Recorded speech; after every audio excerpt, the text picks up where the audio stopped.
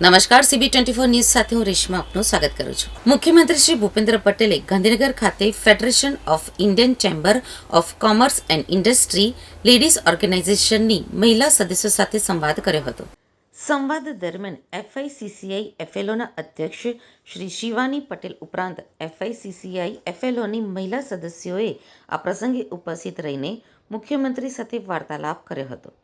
આ સંવાદ દરમિયાન મુખ્યમંત્રી શ્રી ભૂપેન્દ્ર પટેલે જણાવ્યું હતું કે વિકસિત ગુજરાત, વિકસિત ભારતના નિર્માણમાં ગુજરાતની મહિલા ઉદ્યોગકારો નિર્ણાયક ભૂમિકા ભજવી રહી છે. ગુજરાતના કોઈપણ સ્થળે મહિલા નિડરતાથી સુરક્ષિત રીતે વેપાર ઉદ્યોગ કરી શકે તે પ્રકારની અનેક સુવિધાઓ રાજ્ય સરકારે ઉપલબ્ધ કરાવી છે. રાજ્ય સરકારની મહિલા ઉત્થાનની યોજનાઓ અને નીતિઓને પરિણામે આજે ગુજરાતની અનેક મહિલાઓ ઉદ્યોગ સાહસિક બની રહી છે.